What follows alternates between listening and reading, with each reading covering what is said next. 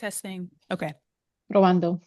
All right. Well, welcome and good evening, everyone. My name is Candace Perry. I am the Director of the Office of Environmental Justice at New Jersey's Department of Environmental Protection.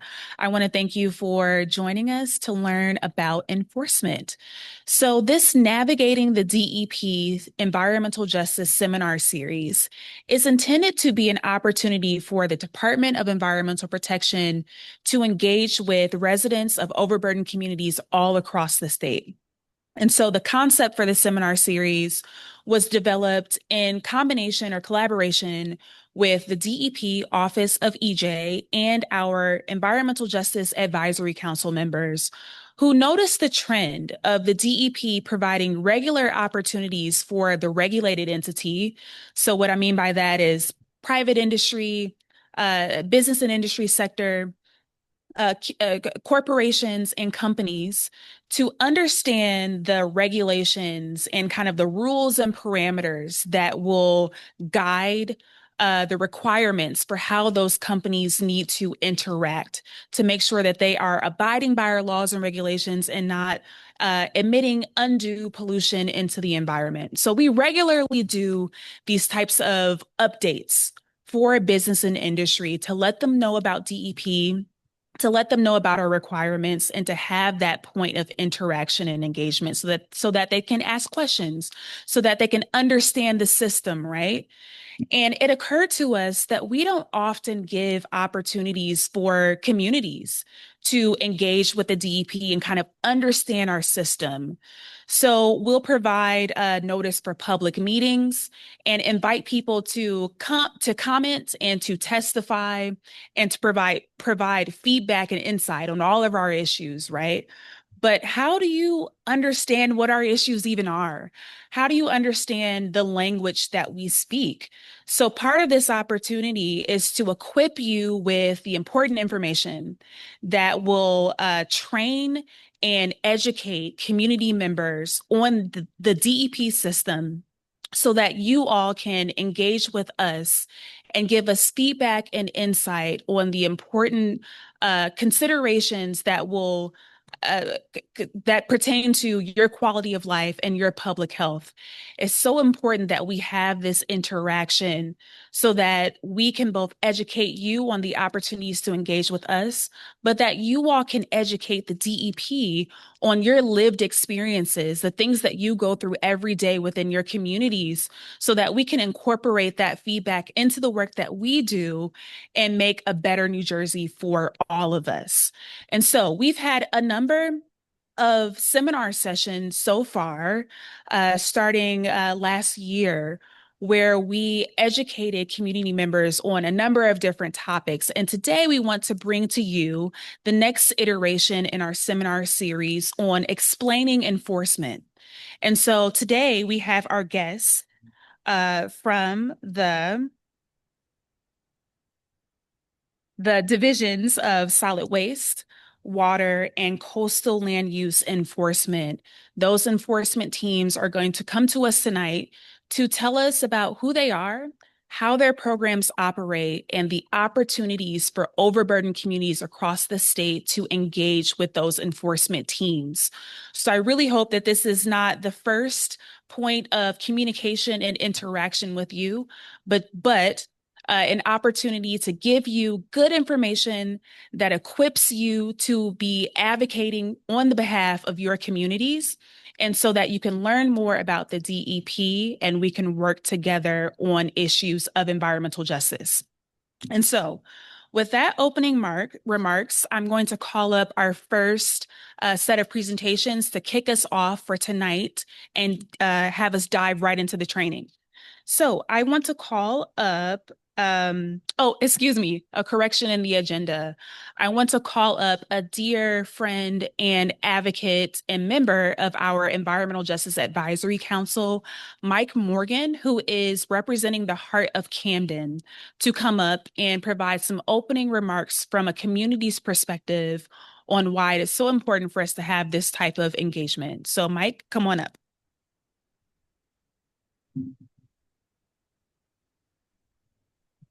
Hello, everybody. So as Candace mentioned, my name is Mike. I'm a Camden resident for about 15 or so years, and have been a, advocate for environmental justice for, admittedly, probably only the last 5 or 6 years, really, when I became a parent and became a lot more aware of the environment that we were raising our kids in. So as a member of the EJ Advisory Council, as she mentioned, so that is a body of people from across the state who are comprised of community members, institutions like higher education, and a variety of other advocacy groups.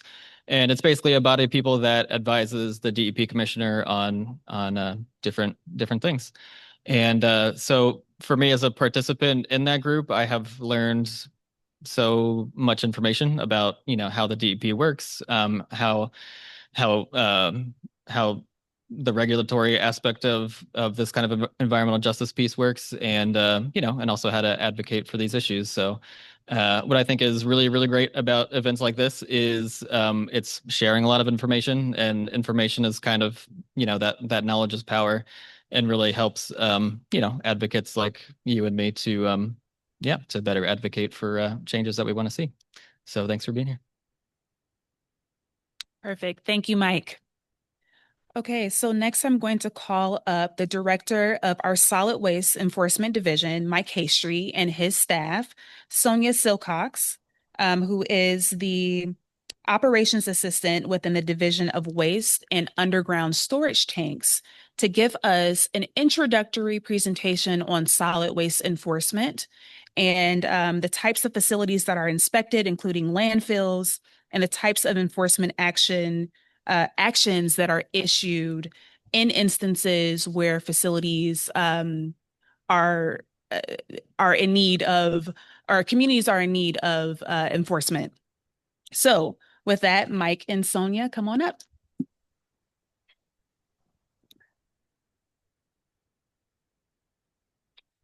Thank you.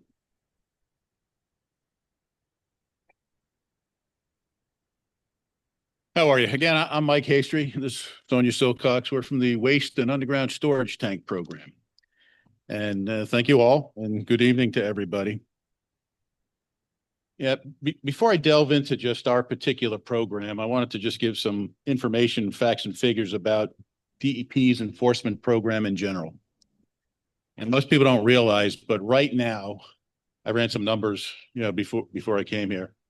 Right now, believe it or not, we're running approximately 10,000 active cases. And out of those 10,000 cases, they're kind of divvied up in depending on the difficulty of the case and the impacts of the case. But out of that 10,000, about 2/3 of those cases are situations where we've issued a notice of violation. And it's a piece of paper says you're in violation. We'll issue it when we're out in the field, or if somebody's submitting something that they're required to submit, we'll look at it, say, oh, there's a problem here. We issue an NOV. About 1/3 of those cases, though, are cases that require where people are not complying. And by and large, it's good to know that about 2/3 of the people will comply with the issuance of a notice of violation. About 1/3 of those people, though, don't necessarily comply right off the bat, and we have to go to more formal actions. And Sonia's going to get a little more involved later on talking about some of these formal actions. But by and large, a formal action is when we're sending an order to somebody and we're penalizing them, and we're telling them, you have to do this by this time, you have to clean this up, do whatever you have to do. So about 1/3 of those actions are those. My program in particular, which is the waste program, which is comprised of solid waste, hazardous waste, regulated medical waste, actually has about 65% of that mess. So I have 52 inspectors. Average is about 2.5 inspectors per county. And if you looked at it from a caseload perspective, on average, each inspector has about 120 cases that they work on annually. That's aside from doing, inspections and all the other activities. My program is not necessarily unique.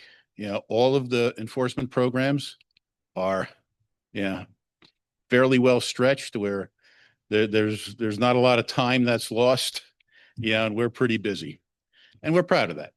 You know, the DEP, even from a national perspective, because I do a lot of national work and involved in other organizations. From a national perspective, DEP is very well respected and regarded.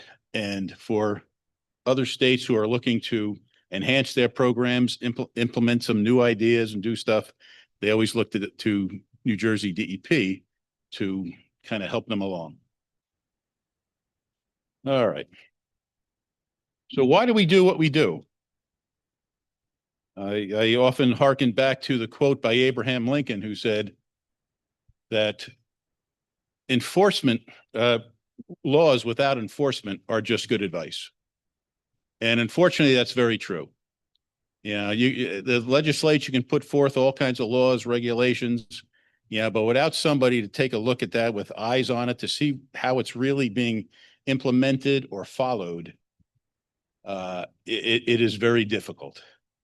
You know, so the necessity of enforcement is paramount in all reality. Again, you could put forth any kinds of rules, but unless there's someone to look at it, it doesn't work.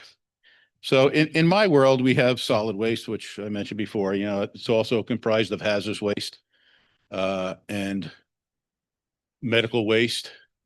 We also have the recycling aspects of those three waste types. There are other waste types that that DEP deals with that my program doesn't particularly deal with, which are radioactive waste and nuclear waste. We have a special unit that does that. Thank God I don't have to do that too. So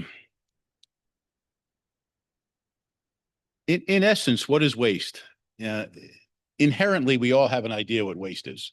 Yeah, I don't want this. I don't want this anymore. I can't use it for what it was. I don't want it. Let's throw it out. Effectively, that's what waste is.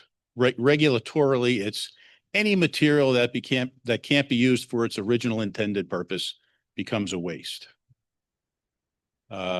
We generate in the state here phenomenal amounts of waste, and the amounts of waste is really based on per capita, how many people we have in the state, and the amounts of waste are growing because our state population is growing. So we have significant amount of waste that we have to deal with. Let me skip here for a second. When you look at an enforcement program, yeah, most people think, well, you know, it's a bunch of people that they just go out, we do inspections, and if we see something wrong, yeah, we respond to it, and that is a part of what we do. But most enforcement programs, a key component to most of these programs is the background information that we acquire or require, and any licensing information that we require. So, you know, before in the waste world, whether it's solid waste, hazardous waste, medical waste, you can't just go in and start saying, well, I want to transport waste, or I want to, you know, be a facility. There are significant amounts of registrations and licensing that has to go on first. And we have the ability when people submit this information to us, say, you know, I want to be involved in this business. Okay. We have the ability to require them to submit very comprehensive information, and we can deny them entry into the business. Yeah, in New Jersey, the waste business is not an inherent right. It's a privilege that the department bestows on individuals who meet what we call the REC, which is reliability, competency, and expertise. And we're one of the few programs that even before you apply for any particular vehicle registration or permit or something like that, you have to go through this whole background check. And it's an involved check. It takes on average, about a year for each person to go through this. And we check everybody. You have fingerprints, We check to make sure you're not part of organized crime. So before someone even steps into the industry, we have an idea of who they are. And that background activity that goes on, it's not just our program that does this. The waste program is one of the more strict programs with regard to its licensing. But most of the programs have this where you have to register in some form or another. If I'm a pesticide applicator, or I operate a water treatment facility, or I'm doing this or I'm doing that, I need some kind of authorization first before I can even move and do stuff. The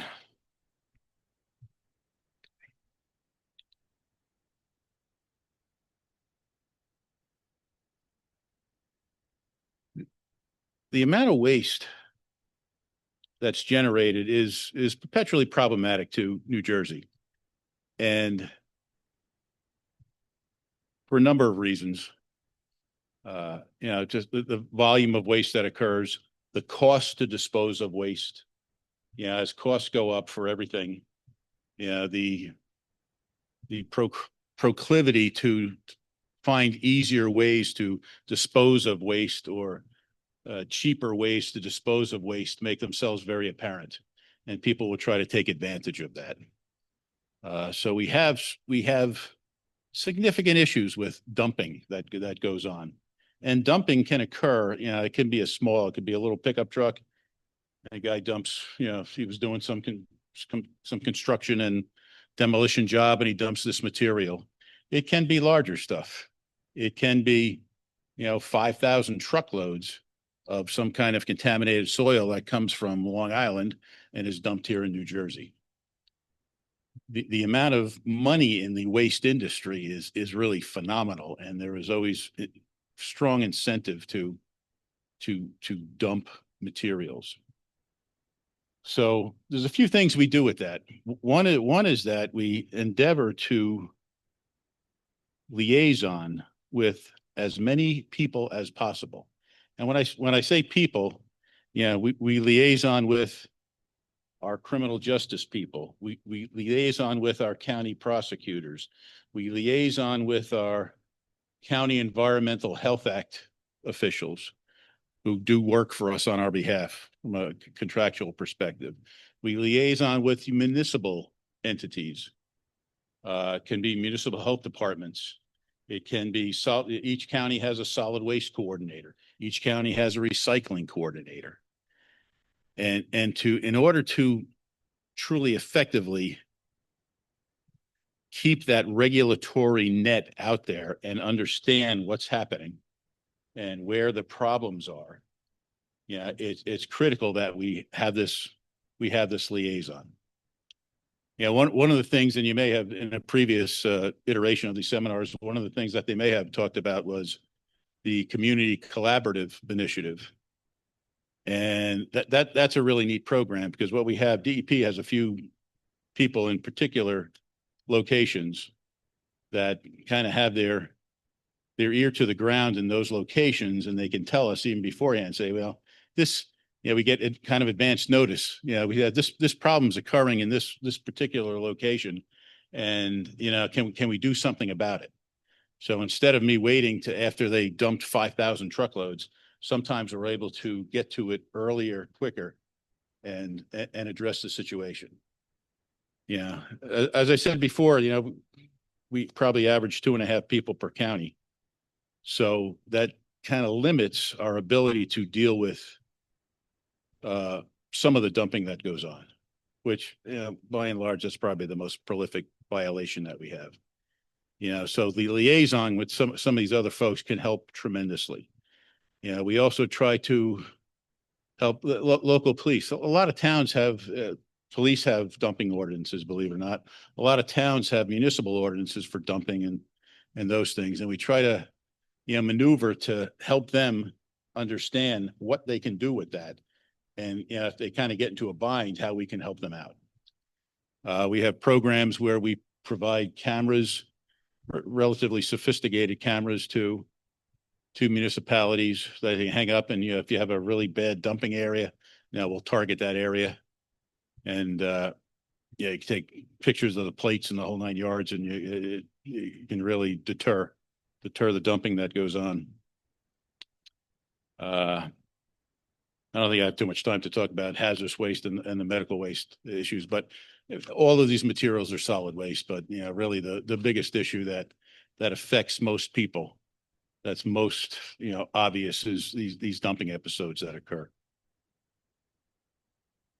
So where do we go in the future, and where is DEP going in the future as far as waste goes? And we're doing a few things, and we're not doing it alone. The legislature is really helping us.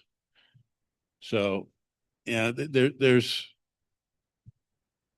legislation that's going to specifically require that we reduce packaging, we reduce single-use items.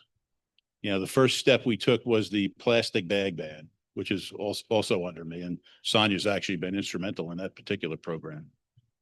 A lot of fanfare, a lot of press, positive press, negative press.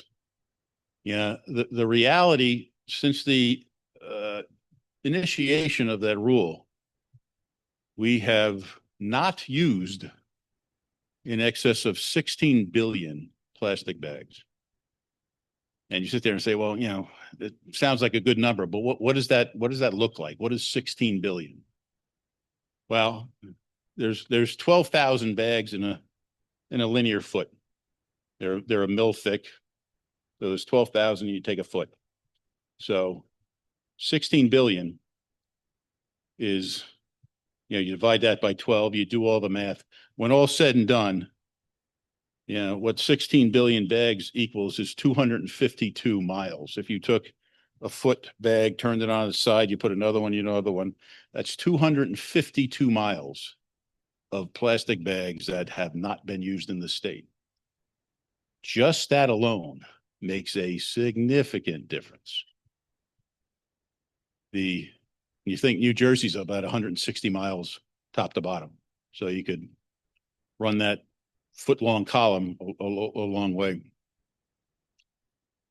As we move a little more, we have a bunch of rules that are on the books, that are just coming on the books, that are being proposed. Some are just there.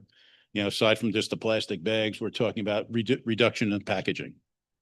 And the proliferation of everybody buying stuff online, Amazon having a box on your front porch every day.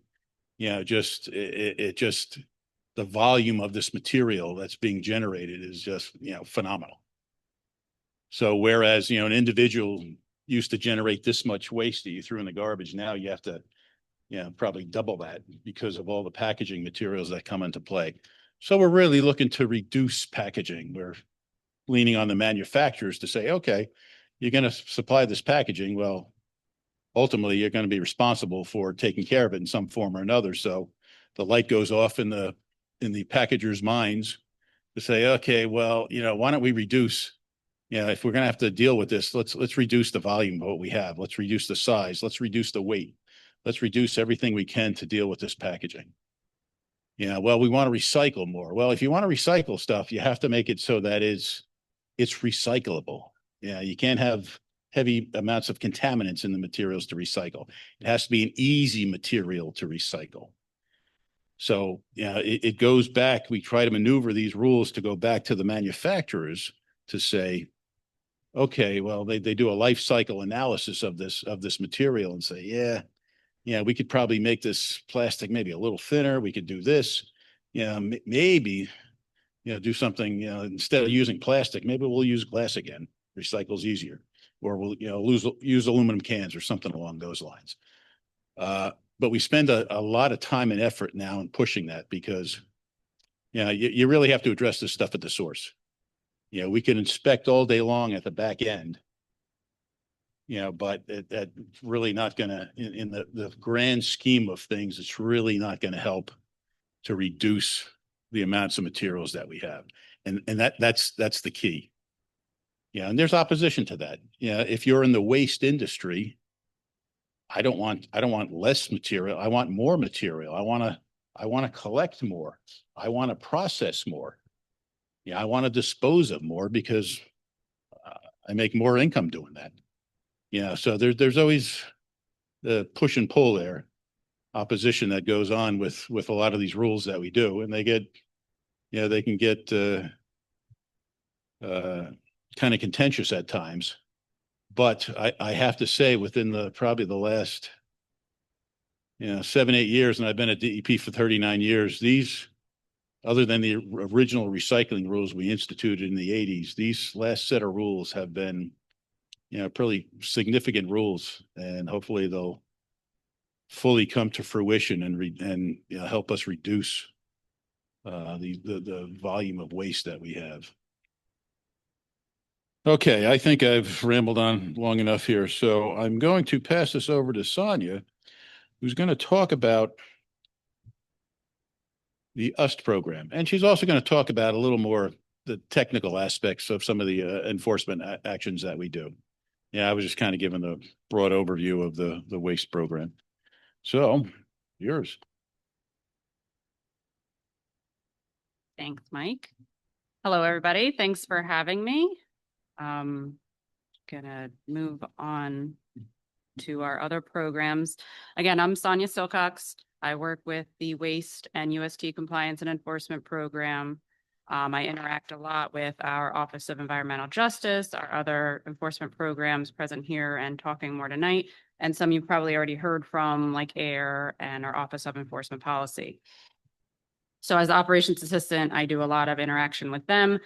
And then I also help Mike on the internal aspects with our other programs and all the inspection staff and the administrative aspects that go along with that. So originally I came from the underground storage tank program as an inspector.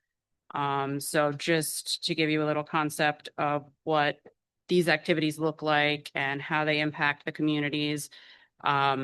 There's a visual here. That is what we're inspecting, is these underground tanks that store fuel, predominantly gasoline, diesel. In some cases, they'll have other hazardous substances, but these are located at our commercial properties, predominantly your gas stations and fuel yards and things like that.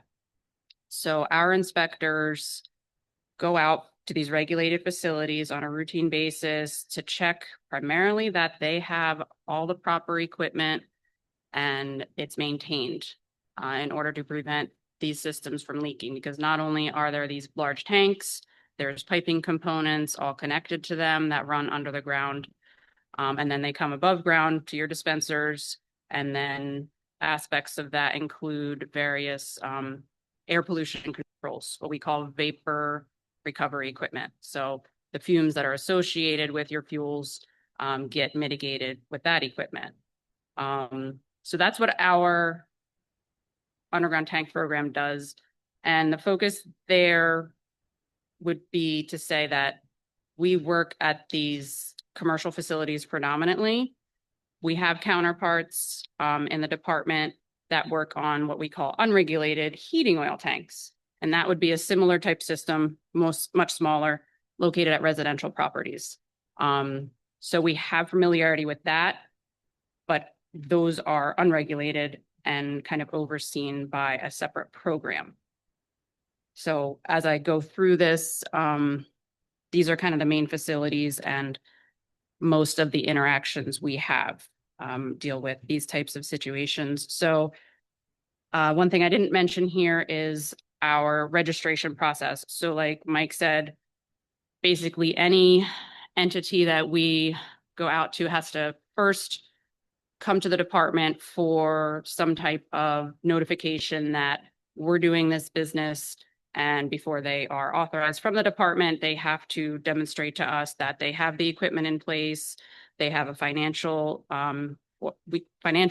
assurance. In most cases, it's a type of insurance, pollution insurance, liability, things like that. In the event anything goes wrong, we can, they can rely on that to mitigate any damages. And then we also inspect and make sure that if their system has a problem, that they take the proper steps to report it, investigate it, and in worst case, close it up. So that's a quick overview of our UST facilities. And then in general, This is a little deviation. I think enforcement policy presented before on the process.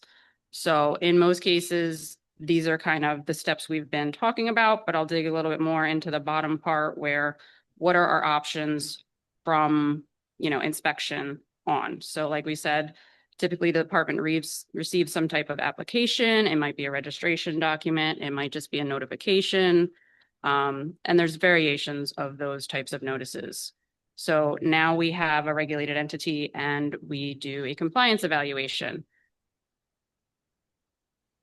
At those evaluations, we're checking either for compliance with a permit that might have been approved or some other type of certification. They can also not have a specific document, but their approval says, you shall abide by this set of regulations. So we have the Solid Waste Management Act and those implementing regulations, the solid waste rules. We have a counterpart for the recycling facilities and those rules. UST has, the underground storage tanks have their regulations, hazardous waste as well. So each kind of bureau has their implementing regulations and the above, like the authority that grants the department permission to, check on these types of operations. So we go out and do our compliance evaluation. Best case scenario, they're good. They're doing all the right things. That's great. We do have a significant amount of those, which is great. And, those make our lives easier. However, in some cases, there are deficiencies. Not everybody's aware of all the rules. Sometimes paperwork is just off, things like that. So when we find these deficiencies, depending on the severity, we may go ahead and offer compliance assistance. If it's a paperwork type violation, there's what we call a grace period. So in most cases, it's like 30 days. Please get us this information. Let us know, make sure you have your insurance in place for your underground tanks. Make sure you have your safety plan for your facility, things like that. In the event it might be a new owner or operator, we can work with them to educate them and things like that. Nothing, if it goes beyond those types of simple deficiencies, we get a larger case. We cite them with violations. They have, time to correct them, or they need to be responsive to the inspectors or the office issuing that information. So that's what we issue in terms, initially they start with what we call notices of violations. Those go out as informal documents from the office, or they can be issued directly on site by some of the inspectors.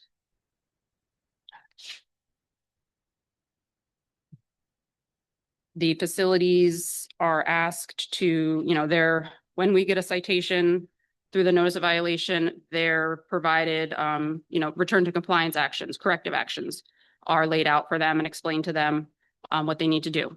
And then that has to be provided back to our inspectors.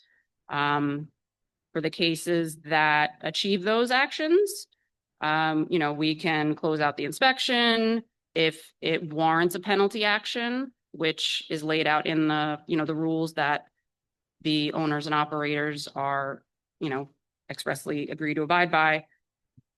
Those penalties are determined in the regulations. They vary by types of facility and the regulations themselves.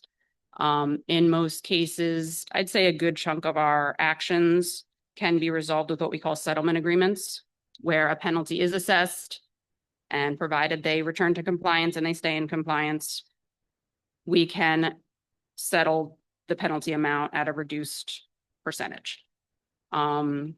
If they aren't responsive in returning to compliance or taking those corrective actions, we take more formal steps and issue things like administrative orders, where, we are now through formal documentation saying, this is what you did wrong. This is what we asked you to do to correct it. And you failed to do that in a timely manner. So now we have to pursue it further. And sometimes we'll tack the penalties on at that point. When they don't respond to that in dealing with our office, that leads to further steps like I've outlined here. We can take them to administrative court, Office of Administrative Law, or Superior Court if it's a really egregious situation and we need immediate relief.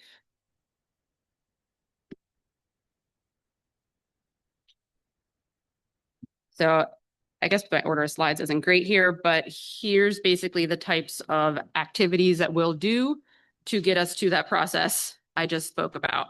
So we have our inspections. Those are, basically our regulated facilities. The frequency of when we inspect them varies. It can be anywhere from weekly for some facilities, up to, I think, once every 3 years is probably our most infrequent. And we can do standard inspections, brief inspections. If we found violations or came across issues, we'll do follow-up inspections. So, and then we, like I said, we review the permits and the regulatory requirements. If they're in compliance, great. If they're out of compliance, we have notices of violation, enforcement actions, and penalty assessments that are our types of tools to prompt people to, be safe, follow the rules, because all the regulations are written with an intention to protect the environment they're operating in and the public that they're surrounded by. Another activity that we do, and in certain programs, it's more frequent than others. Like Mike had mentioned, the dumping and the solid waste program can be most prolific.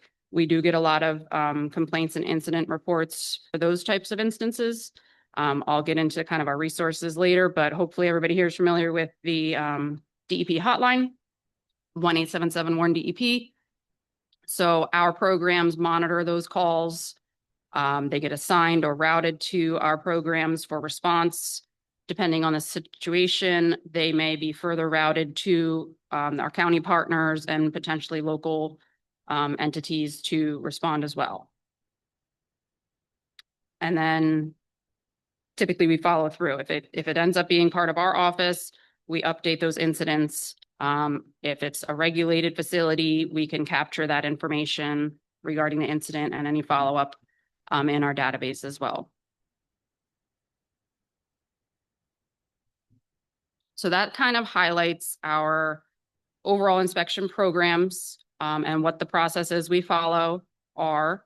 We're hoping that this helps, inform the community members and everybody viewing, the benefits of our presence for these types of regulated areas. When they see us and, we show our trucks, and I meant to put a picture of our truck in here. Our trucks have like lights and, caution lights basically because we do work on sites. So it's a little bit of like enforcement, like a law enforcement type look. So hopefully they realize, okay, we're here checking if you're following the rules, and, it leaves a impression to know that, we're here and we'll be back. But all in all, our programs also have, by routinely getting out to these types of facilities, it reduces the instance of any pollution. To make sure that your local gas station has monitoring equipment and is maintaining it, there's less chance that it's going to impact the local groundwater. And then it gives the owner and operators a face-to-face opportunity to know that, there are agencies and regulators, keeping an eye on them. And then some other beneficial stuff, in addition to, the not great stuff if we end up in court, some of our violations can proceed to what we call supplemental environmental projects, where, honest error maybe, or the facility realizes they made a mistake and they want to do better. But they, facts and findings are what they are, penalty gets assessed. These projects, they can voluntarily come to the department and request, can we offset a bit of this penalty by doing something that will benefit the environment and or potentially the local community. So we've had a couple of those overseen through our office, and I listed a couple of them here. One being the Garden of Hope in Newark. That was a SEP, in short, supplemental environmental project, where we were able to turn an abandoned area, and it might have been a gas station, or no, the riverfront was a gas station. So we created an urban farm. They were able to fund part of this urban farm development, and then that included a meeting space and training centers. And then here in Camden, there was Waterfront South Rain Gardens, which was a underground storage tank site that was able to be remediated and converted into this recreation area.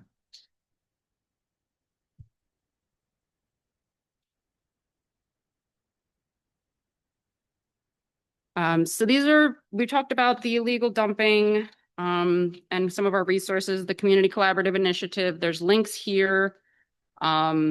Mike mentioned the contaminated soil can be a concern where people may be developing or bringing in materials, soil, or similar fill-like material. This link here for new DEP Guard Your Backyard, that has a lot of information on why you want to be on the lookout for that.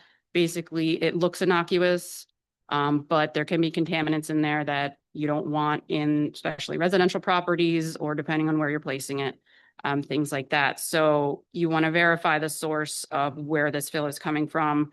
Guard Your Backyard is a great page that gives resources for any level. It has local government resources. It has residential resources, basically your community members, and things like that. And then, of course, I included our Warren DEP phone number and a link for the app.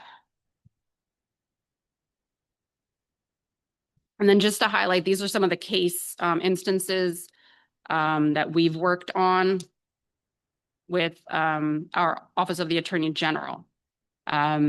We've done several years of coordinating and meet with them on a routine basis to pursue entities that were not responsive to our typical enforcement process. So the Office of the Attorney General works with our department and all the various enforcement programs to pursue additional lawsuits to compel these polluters to address the issues that they've caused and compensate this department or, any other resources that were expended for these omissions, violations, things like that. So these are some of the examples. MJ and Sons was basically a transportation company that impacted, I think there was over 15 sites.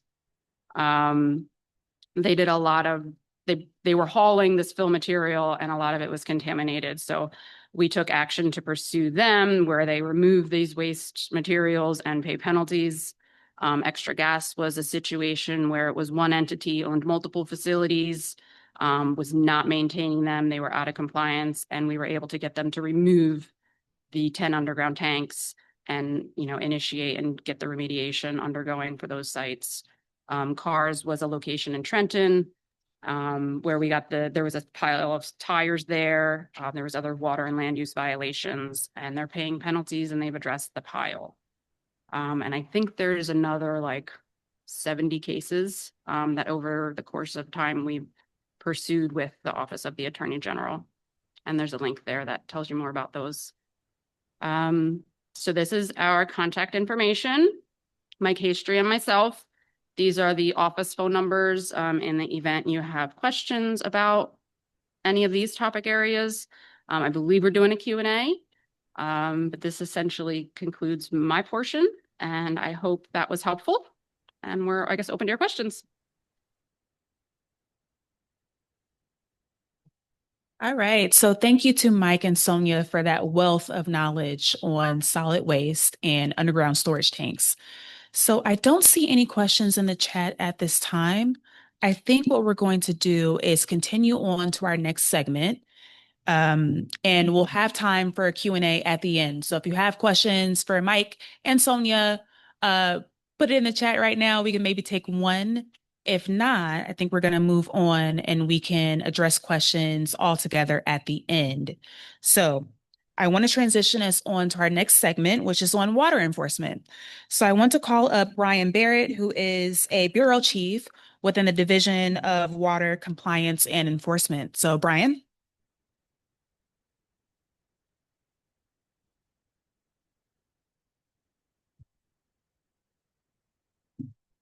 Okay, I'm gonna sit up here.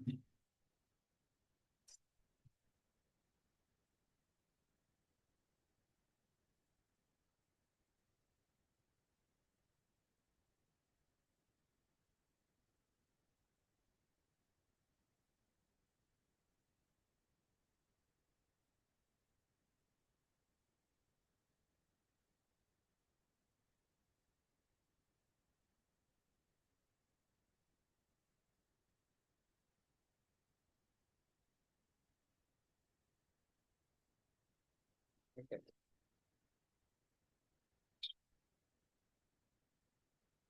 back.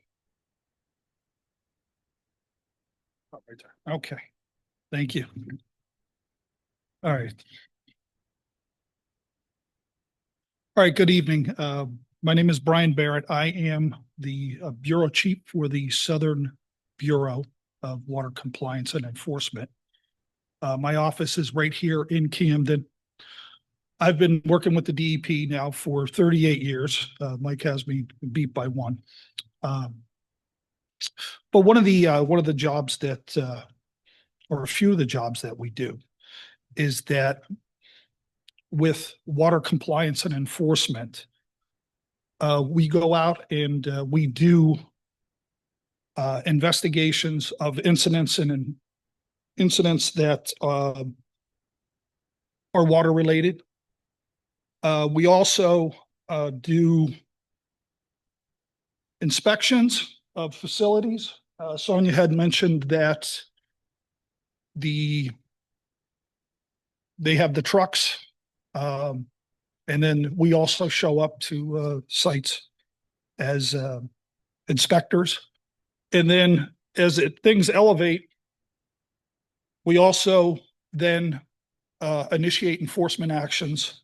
And as was mentioned, that we are enforcing the rules and the laws related to water supply and drinking water.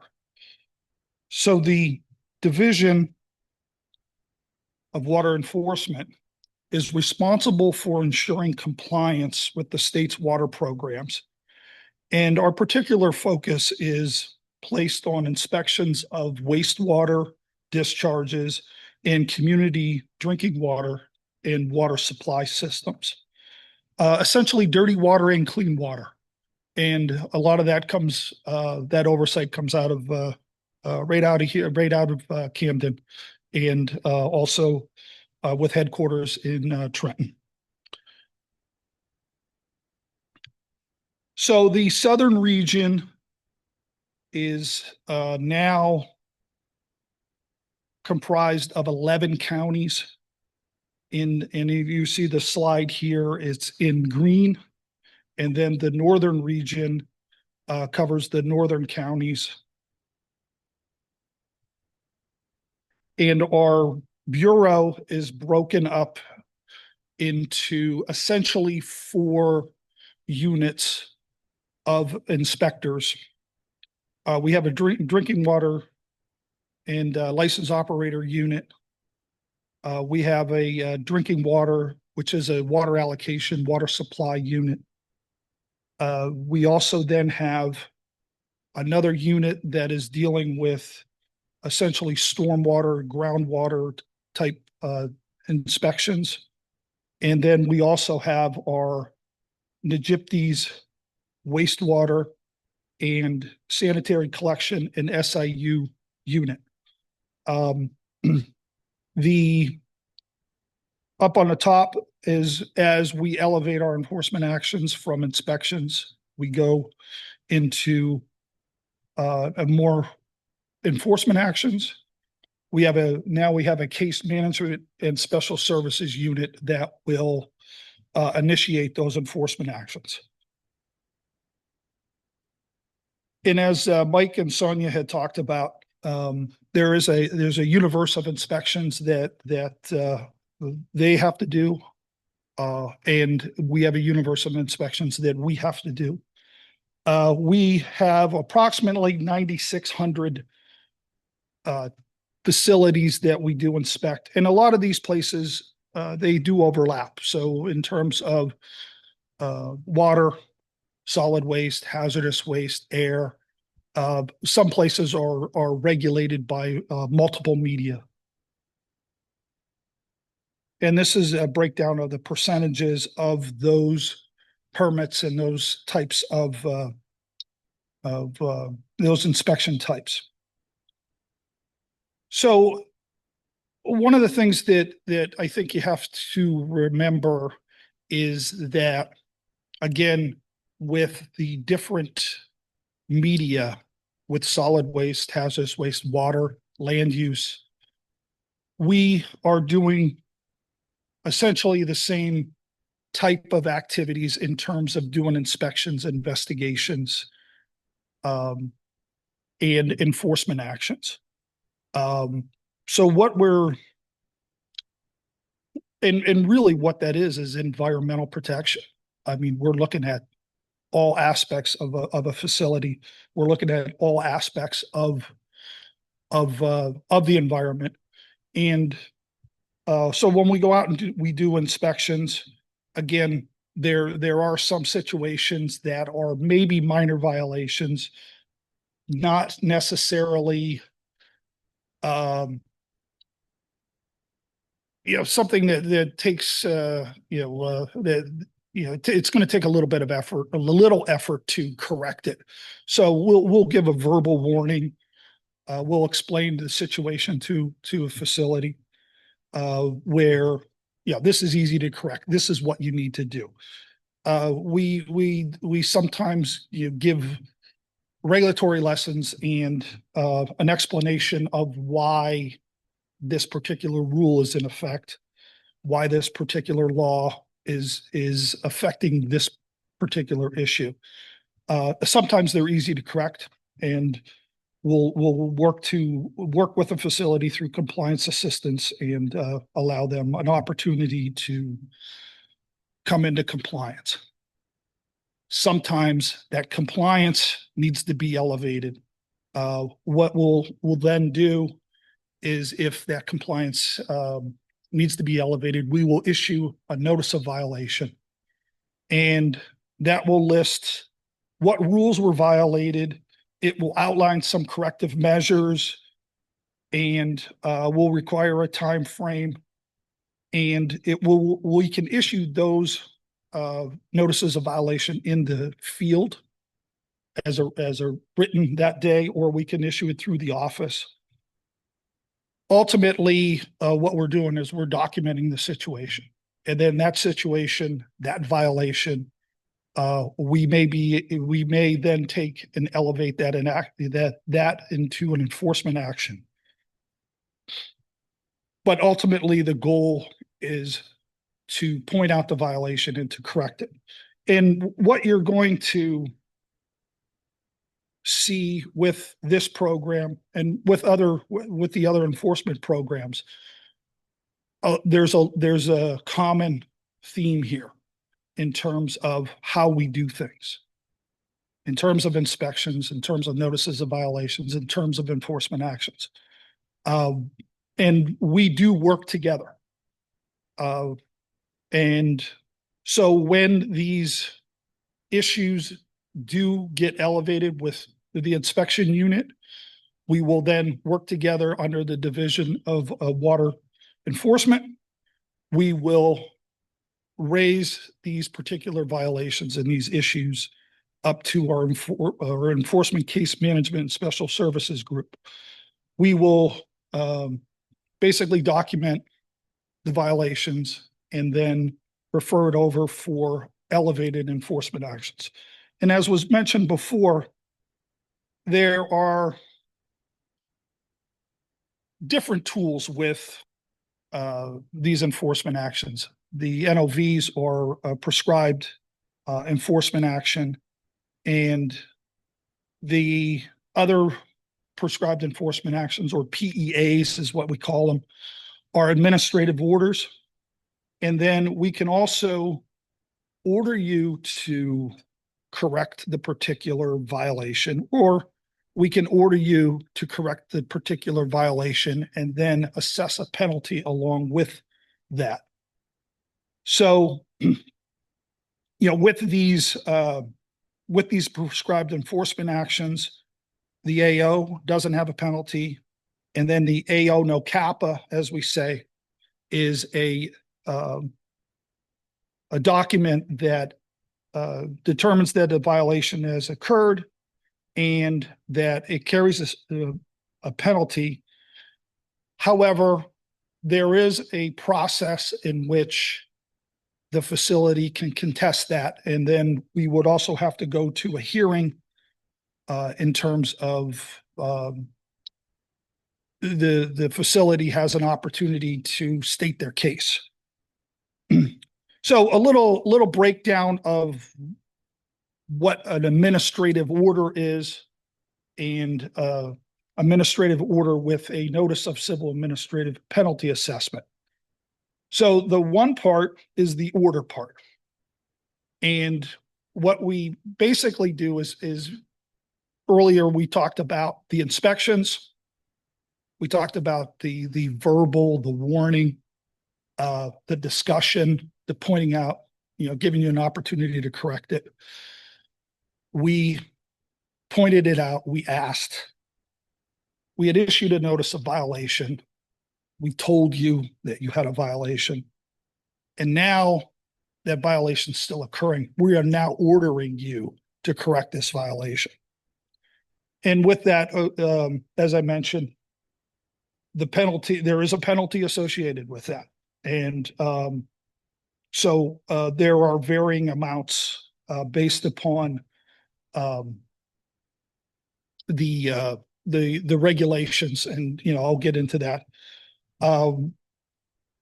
But also, when we have a violation, we have a situation where a facility knows now we're serious because we issued this document, we issued this order.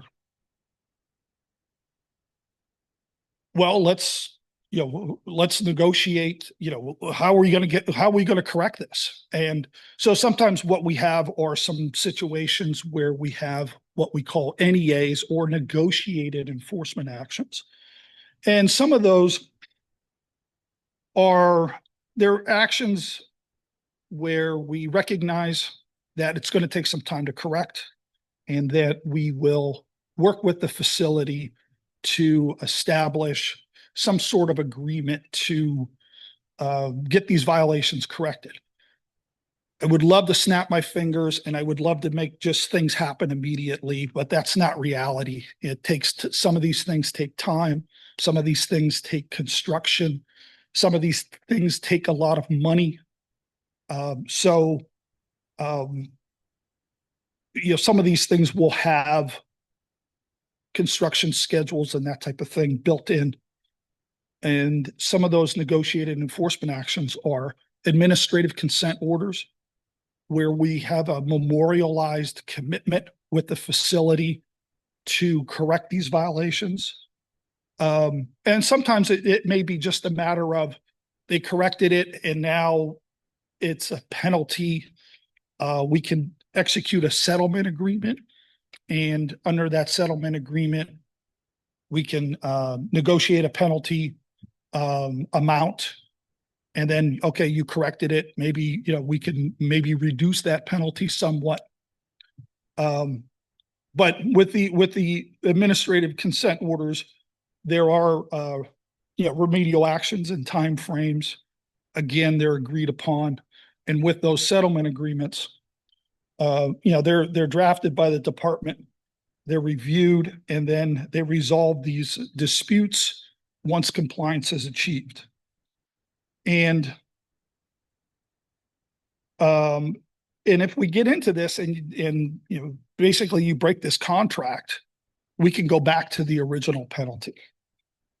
And here's just an example of some aspects of an administrative consent order with the compliance schedule section, basically setting up dates where they would have to either, submit a permit application, construct something, where then there's also a penalty section where there may be, we may break these penalties up into quarterly payments or something along those lines. Could be, just a one-time payment or, a schedule. And then there are stipulated penalties. And what stipulated penalties are is there's conditions where we're asking for reports, we're asking for some milestones, we're asking for very particular things in these administrative documents.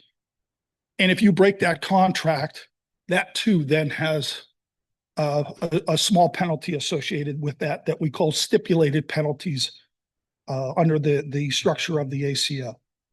Here's an example of some of these, a settlement agreement where we have certain violations. And then what we would do is we have some conditions where we would set forth that full payment of this will resolve the compliance issue. And then basically we move forward. So with the, a lot of questions that we get is, well, how much, so with the penalty determination, and again, with being an investigator and the inspector and the enforcement case manager, we're looking at each violation of the Water Pollution Control Act. And also for if you violate any rule or standard or limitation or the permit, there are penalties associated with it. With the onset of the Clean Water Enforcement Act, which was the amendments to the Water Pollution Control Act that were started in 1991, certain monitoring that is done carries some mandatory minimum penalties. Some of those can't be negotiated. Those are minimums. And sometimes we will assess those mandatory minimums or settle those mandatory minimums. We can't go any lower. But here's an example, $5,000 for a certain criteria. If you're without really getting into the nuances, but if you have like continuing violations from month to month, you could be designated as a significant non-complier. And then with some violations, if it's an elevated amount up to a certain point, 40% over a limitation, that may carry a $1,000 penalty. So when we're looking at these penalties, we're looking at the seriousness, the impact, the environmental harm that is created. But we're also looking at the conduct of the person that did that. Did they know about it? Were they being sneaky? You knew the rules. Was it willful, deliberate, or was it an accident, or was it a minor type of violation? So we look at this tiered structure with the seriousness. Was there a fish kill? Was there some impact? Did you contaminate a water supply? There are various different levels that we're looking at. And we do come across all kinds of different scenarios. As Sonia also mentioned too, is that, with penalties, some of these penalties can be pretty significant. And one of the things that we do is with some of these significant penalties, we may get into a situation where, well, we want to look and see, okay, well, you did something, you had some violations, you caused some damage to the environment. And what we want you to do is to implement a program or respond to this violation and do a supplemental environmental project, something that will be and help the community or the environment in a way that going forward that kind of recognizes the harm that you did. There's still a penalty associated with what you did, but now you also have to implement some things above and beyond for the environment. So it's a condition, we make that a condition of the enforcement action. And it's really something that is above and beyond what they need to do. And it is for the benefit of the public or the environment. So, we had, just as a case study, the Division of Water Enforcement had issued a notice of violation in 2019, and the facility had responded to the NOV and cleaned up the discharge. But to address the violations, the violator had signed an ACO, and it required that a $250,000 penalty be paid, and then a $500,000 SEP was implemented to improve the water quality in Lake Hopatcong and in that watershed. So, and then if they didn't pay that, then they would have to come back and pay that $500,000. So, and then some of the other highlights, that we're proud of, and like I said, we work in concert with the other media, but also within our own media, within water, the Division of Water Quality under the Water Resource Management.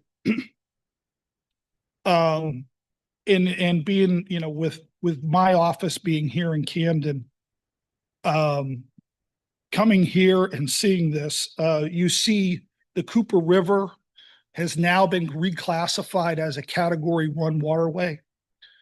And again, with a lot of the projects that are involved with the community here, the Community Collaborative Initiative, there's a lot of projects along the Cooper River. And there are also, with the Camden County Municipal Utilities Authority, they received the Our Water's Worth It award from the commissioner, and they were instrumental in helping achieve that water quality status of the Cooper River. Another program that we also do implement is the Cooperative Coastal Monitoring Program for those that go to the beach. The beach and tourism is enjoying the shore is a priority for a lot of people, especially during the summer.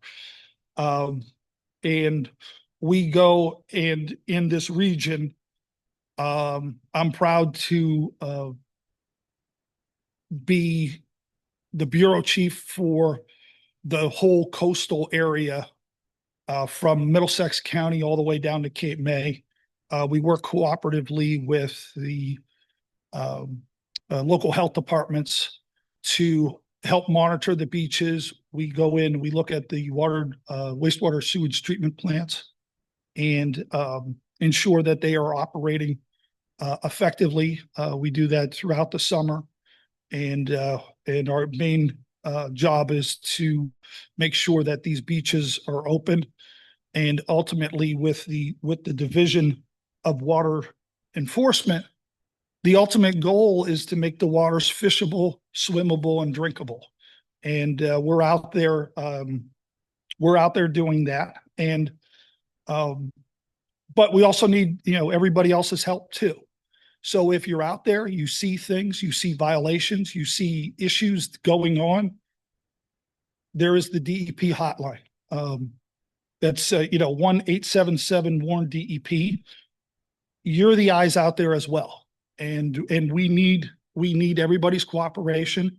We need everybody's eyes out there. You see something, call it in, and we will answer that call. And so any issues with compliance, inspections, enforcement questions, please do not hesitate to contact my office. And then I'm going to throw my counterpart, Don Hirsch. I'm going to throw him out there, and he's got the northern region. Feel free to call him up there as well. And so with that, I want to thank you, and I appreciate everybody, and thank you for your time and listening.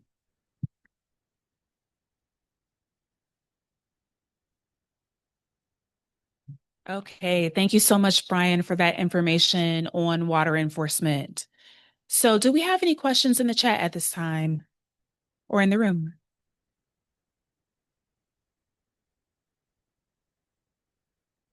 Okay, so hearing none, we're going to continue on.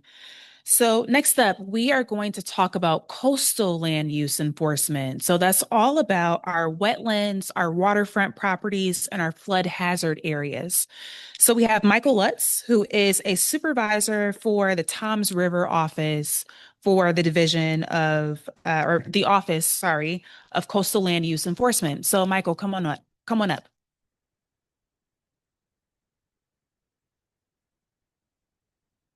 Thanks for.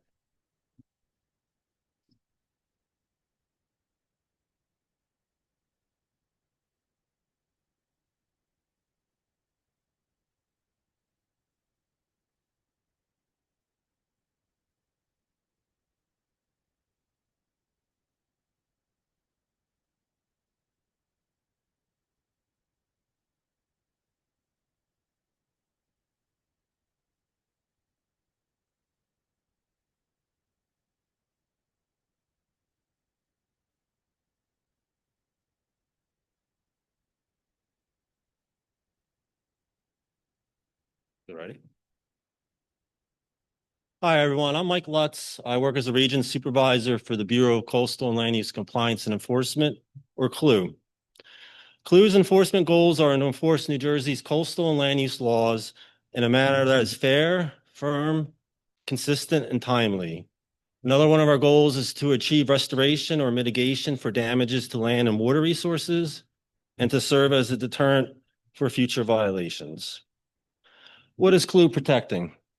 As you can see from the slide, CLUE protects a great deal. Everything from wetlands, threatened endangered species habitat, public access, waterfront areas, coastal areas like beaches, and so forth. The laws and regulations enforced by CLUE in Camden City include the Freshwater Wetlands Protection Act rules, the Flood Hazard Area Control Act and rules, and the waterfront development statutes, which is part of the coastal zone management rules.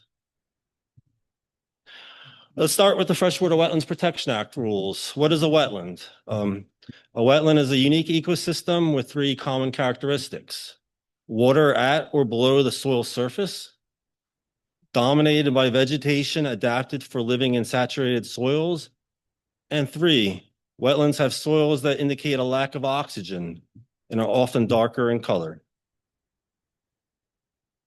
Many wetlands also have regulated transition areas adjacent to them. Wetland areas that are documented for threatened endangered species habitat or discharge to trout production waters have a regulated transition area of 150 feet. Isolated wetlands less than 5,000 feet or drainage ditches or swales have no regulated transition area. All other wetlands have a 50-foot wide regulated transition area adjacent to the wetlands area.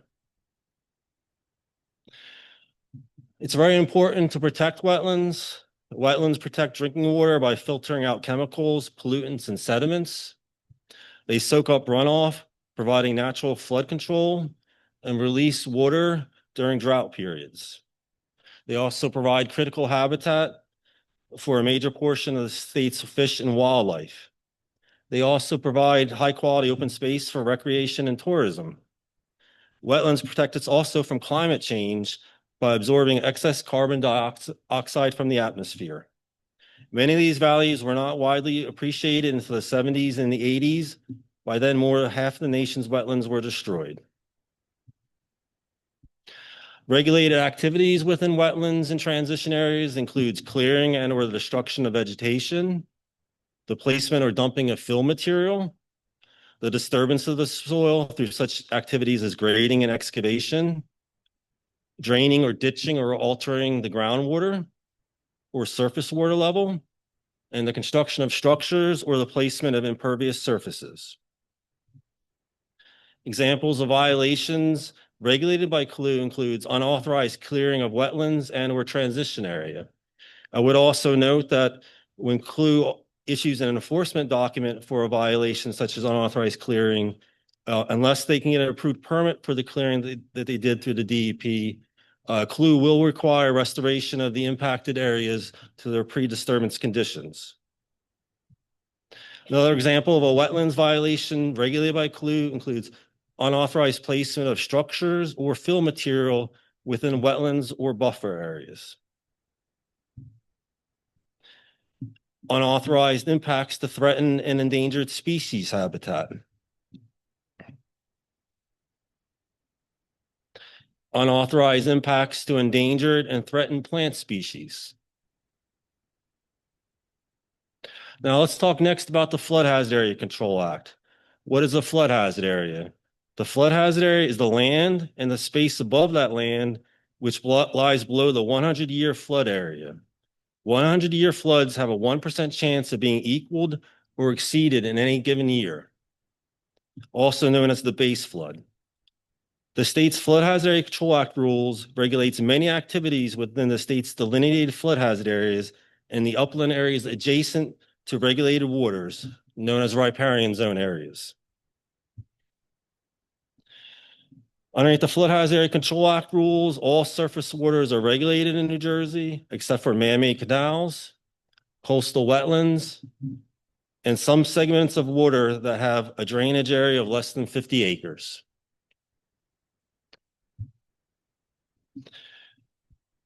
For Category 1 waterways, which Brian Barrett just mentioned, they have a 300-foot wide riparian buffer along the regulated water. For any regulated waters that are trout production water or trout maintenance waters, they have a 150-foot buffer. All other regulated waters have a 50-foot wide riparian zone.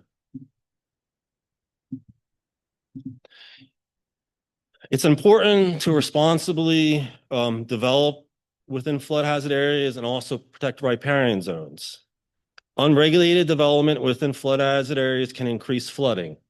Very shortly, I'm going to show you an example of that. Improper construction within flood hazard areas can also result in the potential destruction of property and the loss of human life.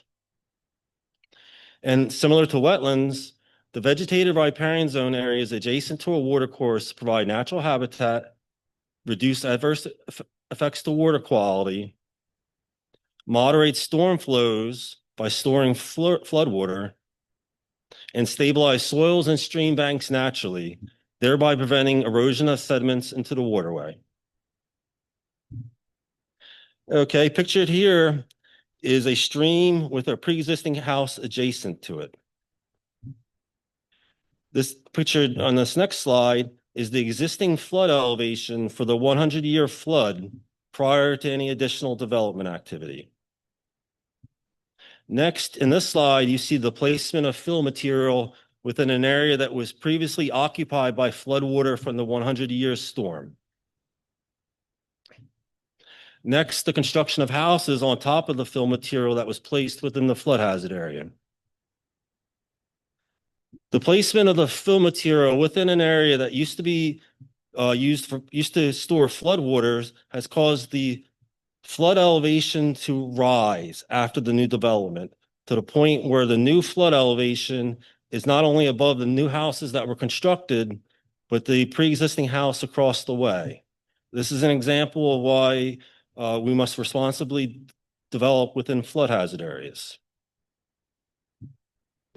Regulated activities within flood hazard areas includes the alteration of topography, such as through the placement of fill material, the clearing or cutting of riparian zone vegetation, the creation of impervious surfaces, the storage of unsecured materials, and the construction of structures. Now, examples of flood hazard area violations regulated by CLUE includes unauthorized construction within a flood hazard area and or construction of habitable living space below the base flood elevation. Another example would be unauthorized impacts to water quality from regulated activities. Pictured here is a formerly clear stream that was rendered turbid by disturbing the soil immediately adjacent to the stream bank. Unauthorized impacts to undeveloped riparian zone areas. Pictured here was a previously forested stream bank that was completely cleared and filled. Impacts to public open space from unauthorized activities. Pictured here is a stream within a public park that was cleared down to its edge. Here's another example of unauthorized activity within a flood hazard area. Pictured on the left is the site prior to the activity. Pictured to the right is the site after fill material was placed within the site's flood hazard area and vegetation destroyed. All right, let's next talk about the Waterfront Development Act. This act regulates development activities within the state's tidal waters. In addition, within Camden City, adjacent upland areas located within 150 feet of the mean high water line of tidal water are also regulated. The state's tidal waters and adjacent upland areas provide recreation, commerce, industry, housing, and tourism opportunities that are critical to the state's quality of life and economy. However, all these activities depend on the health of our coastal zones, coastal resources, and waterways. Tidal areas and adjacent upland areas are rich with biological, in-water, and physical resources that are found within our coastal zone on a regular or cyclical basis, such as birds, fish, trees, submerged aquatic vegetation, shellfish, clean water, and air. Unfortunately, these valuable natural resources are under significant strain from both human and natural sources, including flooding, coastal storms, climate change, and development pressure resulting from our state's small size, dense population, and location.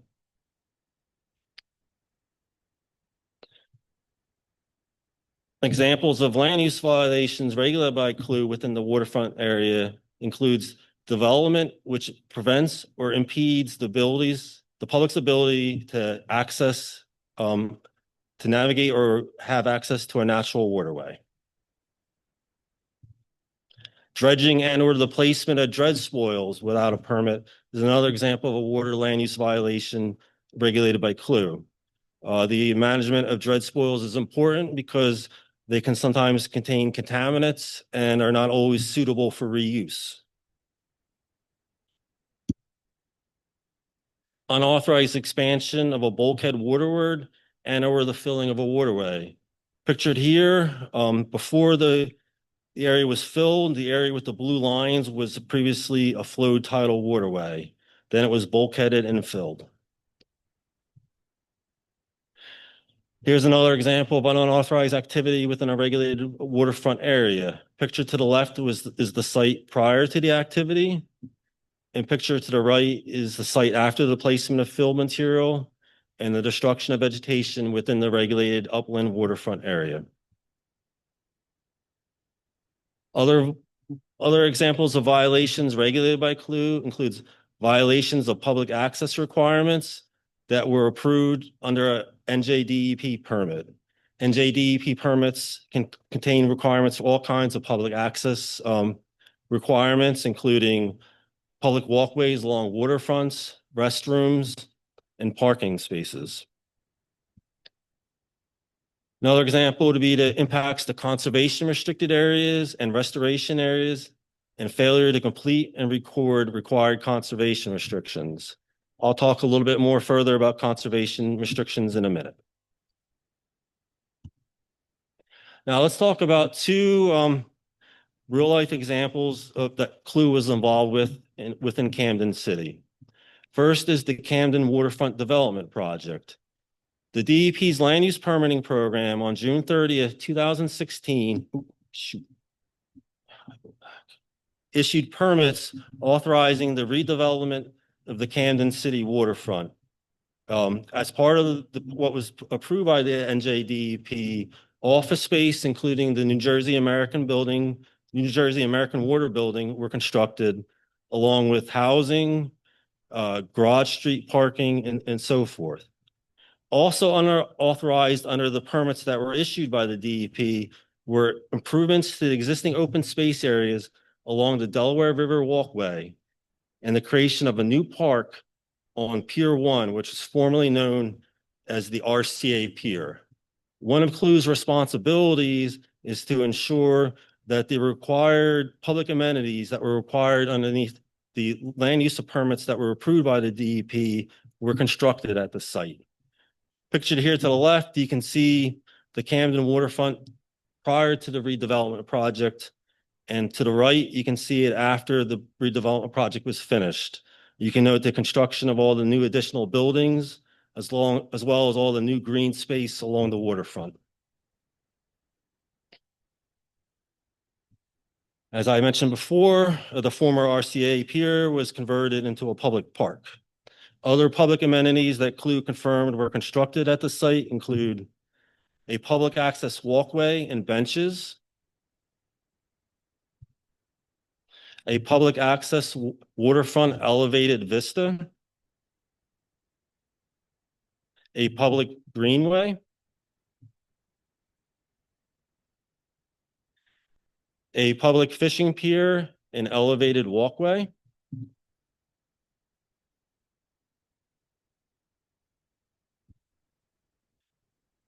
as part of the waterfront redevelopment project, public education signage has also been placed along the Camden waterfront.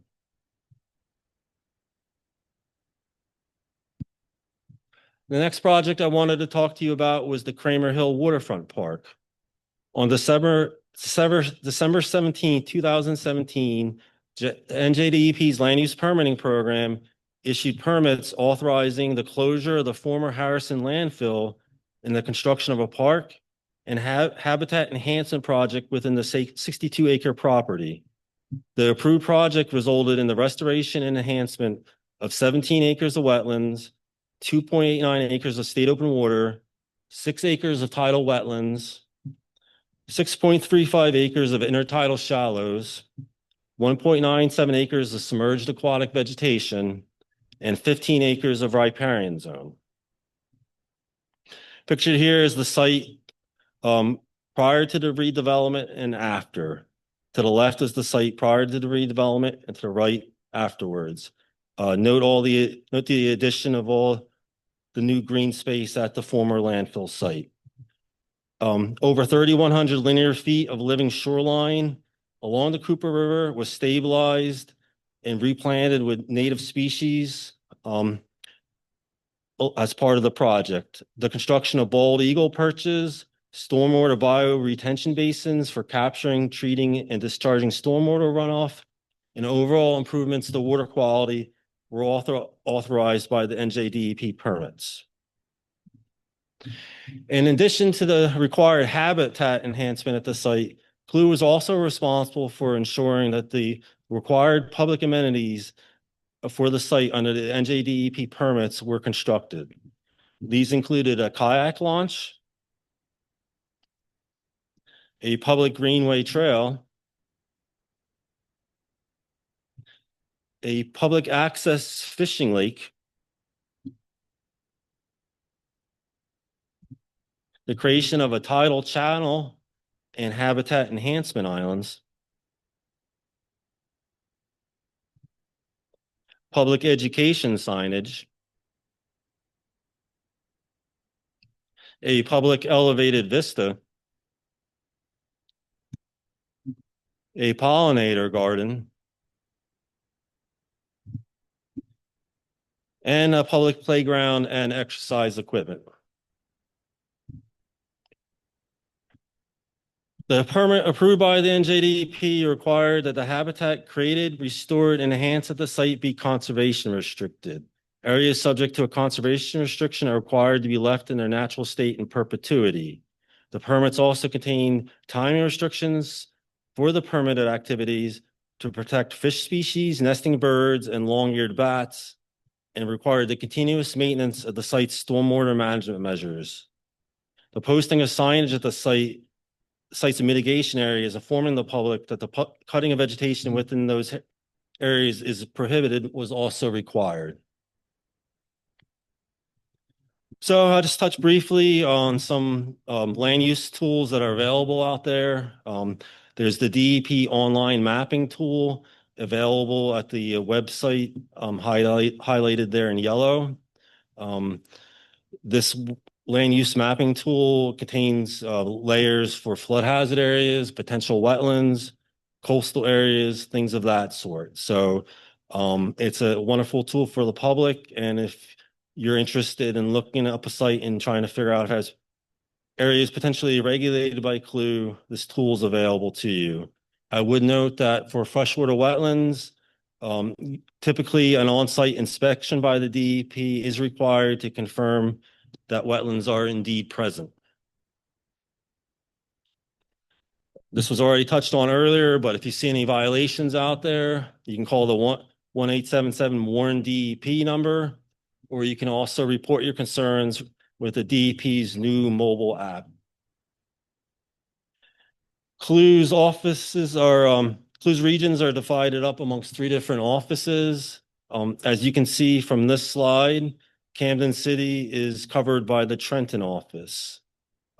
Pictured here is the contact information for the region supervisor for the Trenton office. Okay, here's my contact information. If anyone should have any questions regarding this presentation, please feel free to reach out. I'll leave this slide on here just for a couple more seconds for those at home that want to write any of this down. And finally, I just wanted to leave everyone with this last final thought. Ultimately, at the end of the day, regardless of the program we work for or the regulations we enforce, our duty at the NJDEP is to protect and to serve the community and the environment. Are there any questions?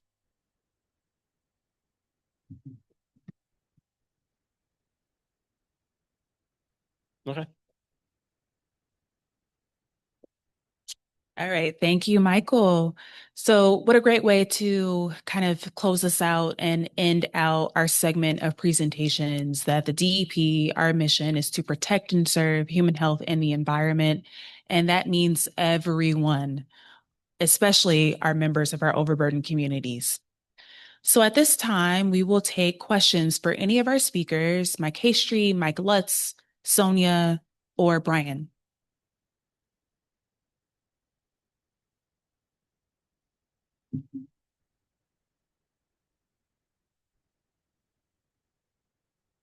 All right. Well, hearing none, I think we'll wrap us up a little bit earlier tonight. And so what I want to say as closing remarks is first, thank you for all of you who attended and engaged with us tonight to learn more about enforcement at the DEP and specifically solid waste, underground storage tanks, water, and coastal land use.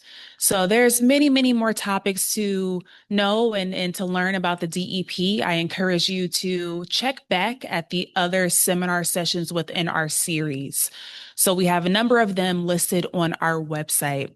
I encourage you also to stay in regular communication with us. If you see anything alarming or just have a question, feel free to reach out at any time.